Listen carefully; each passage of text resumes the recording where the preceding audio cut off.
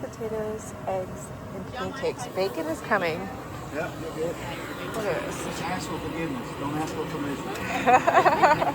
Never. I don't understand why. Like when I dump trash, I don't go knock in, go to Dollar General and say, "Hey, can I dump trash?" I just go dump it. Just dump it. If you catch me, you catch me. You know. Well, I'm being real obvious, so I just Yeah. I don't want to get called out. Okay, coffee. I'm heating water up, so I mean, you ain't at me. I heard this is covered. You're not allowed to touch it. Yeah, we're maple syrup. Good morning from day 3. I am so glad I stayed last night, and that Fresh Grounds talked me in to staying, because that trail magic was phenomenal. So for breakfast this morning, we had eggs, potatoes, blueberry pancakes, deep fried bacon, fresh coffee. I got to charge up some of my devices because I brought, apparently the cord that I brought to charge my phone from my power bank is a slow charger. So even with it being like on the charger all night, my phone was still like, the battery was super low. So I was able to charge it up some this morning at his van. So today, because I stayed there last night, I didn't put in the extra miles last night because I stayed there. So today I'm going to still try to push maybe like 15 miles. We'll see how it goes. I am getting a little bit earlier start than I did yesterday. And I know at least the first part of this morning is going to be a pretty cruisy because it's going a little downhill. I saw, and he's got a Starlink on his van too. I just like going back and forth with my thoughts. He's got a Starlink on his van, so I was able to look up the weather. I was able to connect to his Wi-Fi and look up the weather, and they are calling for a little bit of rain this afternoon, like mid-afternoon. There's like a 45% chance or something like that, and then it's supposed to rain overnight. So we'll see how it goes. But I am excited to get going this morning on a downhill where yesterday was immediately up right out the gate. So, and because we didn't camp by water, we were up by an access point, or at an access point, and it was not down by the river. None of my stuff was wet this morning with condensation. So that was actually kind of nice. I usually like to camp right by the water because I don't want to have to deal with packing out water and carrying out water, but that was kind of nice to not be there next to all that moisture and not wake up with a wet tent when it didn't rain. But anyway, I'm sure I'll camp by water tonight because I'm just used to doing that. We'll see how it goes. Dusty and I did this section. We were like, oh man, this is so easy, time of our life. And I think after we got down to the whitewater section, that's when that was the trip where she had all those blisters on her feet. The first day, she was just loving Chacos because it was in the summer. And then by the second day, she had like 9 blisters all over her feet. Bless her. I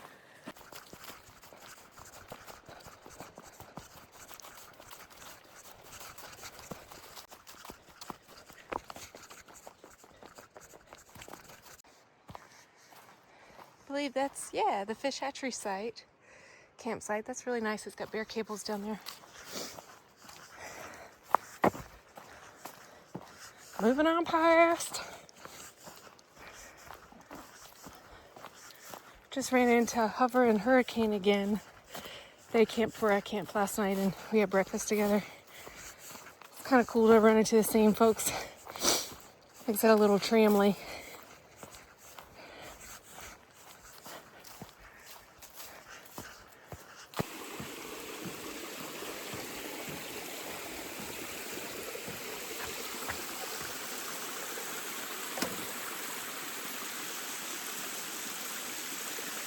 Hey, good morning.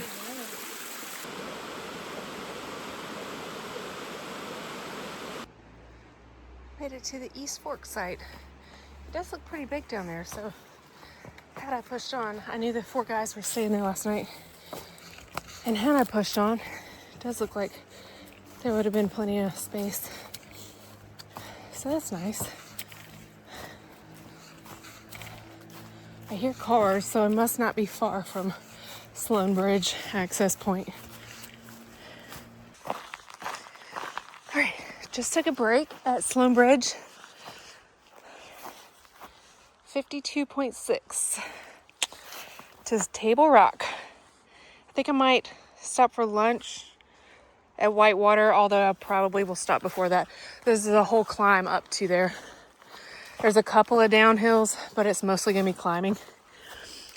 But I just stopped for a little break at Sloan Bridge. They've got a privy over there and some picnic tables. And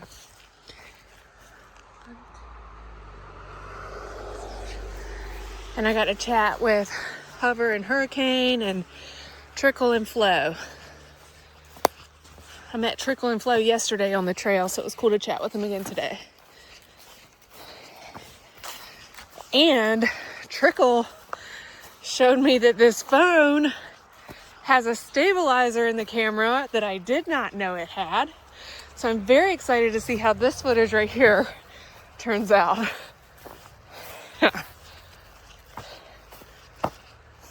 South Carolina, North Carolina. I don't know why I did that twice.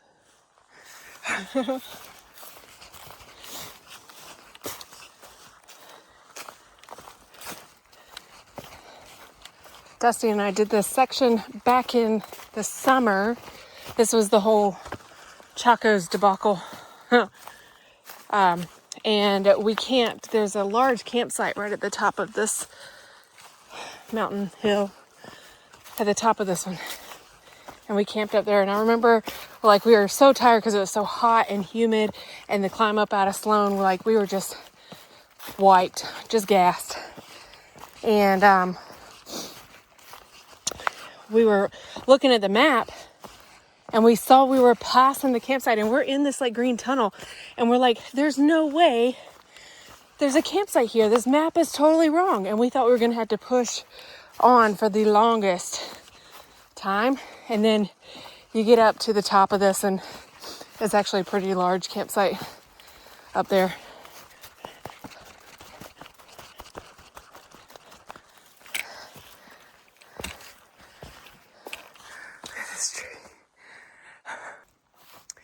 Here's that site at the top. It's pretty big. You see there's tons of space even in the back there. And it's a dry site. And I think the water source is like half a mile down the trail that way. And it's down, so you have to climb back up to come back up to camp. But look at this. I'm in the clouds, socked in the clouds, and it is so moody up here.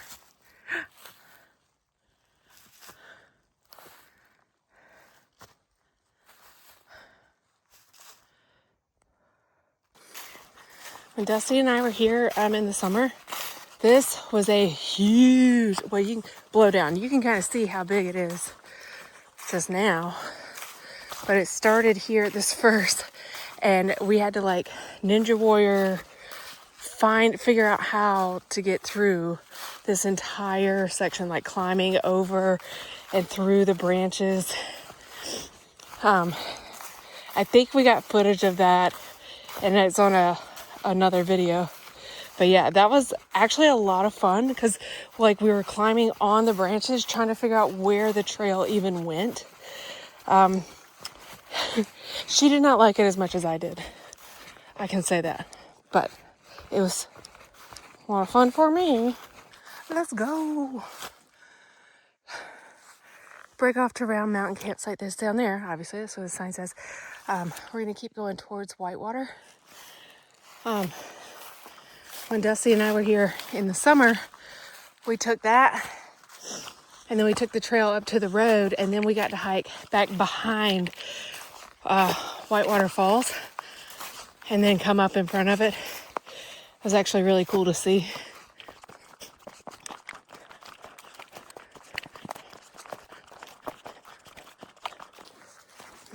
It's starting to mist, so the rain's coming in.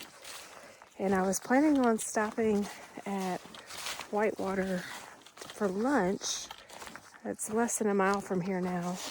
And I don't know if it's going to be raining for me to sit down and have lunch there. It's not so bad though right now because it's like under the tree cover. It really is like it holds it off. It's not nearly enough to pull out my umbrella just yet. So we shall see how bad it gets today. I think it's supposed to rain overnight tonight. So hopefully it's not raining when I get into camp, wherever I'm going to camp at. And I won't have to set up in the rain. Well, that didn't last long. I got out from under the green tunnel and it was coming down enough that it was like soaking my shoulders and hair. I made it to White Waterfalls. And look, somebody left some trail magic. How fun is that? Don't mind if I do. Hold on, let's get it. That looks good. Ooh, nerds. Oh, nerds. Thank you, Trail Angel. My watch is officially tracking 2 miles. This says 28.3 from Oconee, and my watch is tracking at 30.3. So I don't know what's going on with that.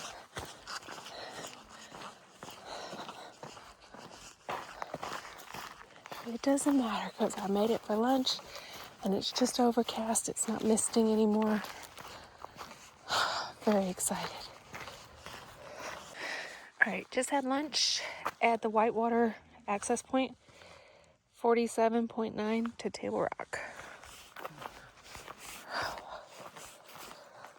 Ooh, I needed to get moving. I really wanted to relax a little bit more, but I need to get moving. It's starting to get chilly when you're just sitting. And I didn't want to dig down to pull out layers out of my pack, although I might have to. Not gonna lie. Back down into the clouds.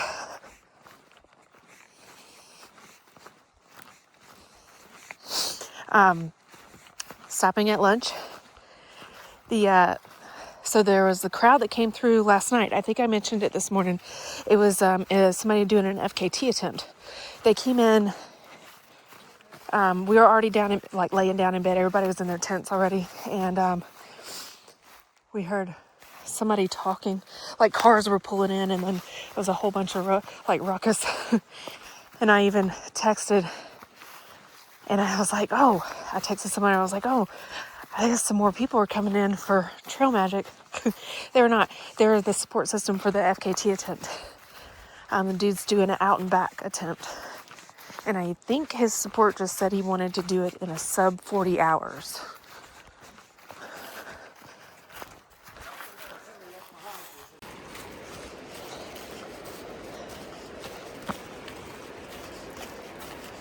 Oh.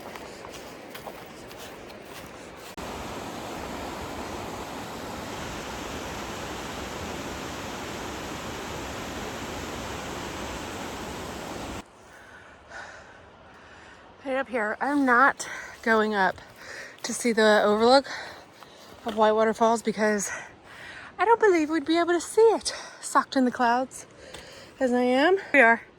I can hardly see, I guess. It's kind of dark. 47.1 to Table Rock. Nice. Less than 50 miles.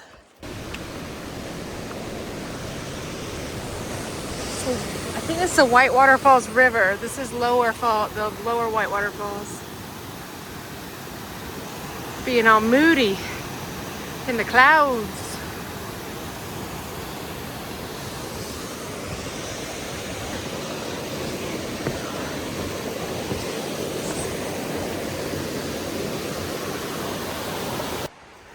I was just thinking, man, this looks like a great campsite. And then look up and see this. Look at that green tunnel.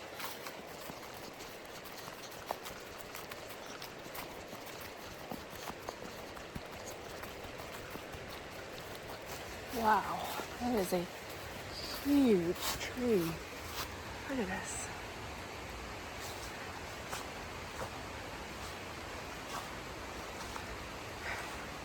Crazy big. The FKT attempt just passed me. So exciting.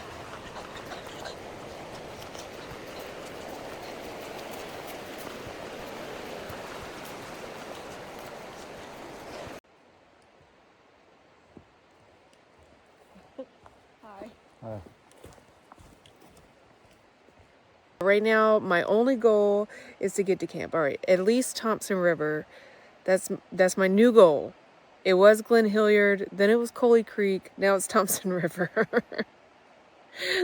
And I know I've got a big climb up out of the Whitewater Corridor, and then I'll go back down to Thompson River, I think is how it's gonna go.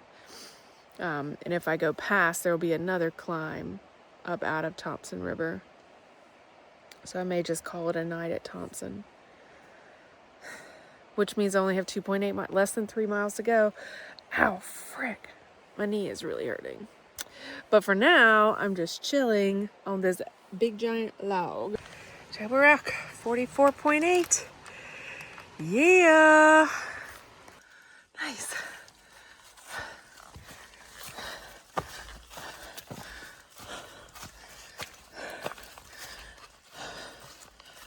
I did this section, I think it was Laurel Valley, or no, I don't remember what it was. Oh yeah, Laurel Valley to Bad Creek. And I thought I was taking a shortcut by taking that because my battery was dying. I thought the trail went up. And I'm so happy now to see that I actually didn't take a spur to the parking lot. Oh, nice. 44.3 to Table Rock. Nice.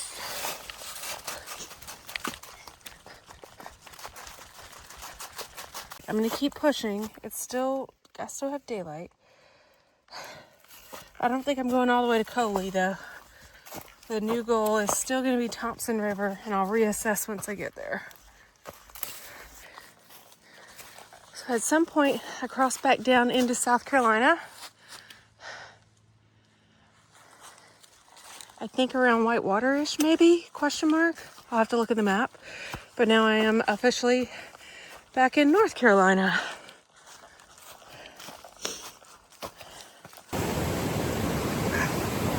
Oh, this is slippery. There we go, that's better.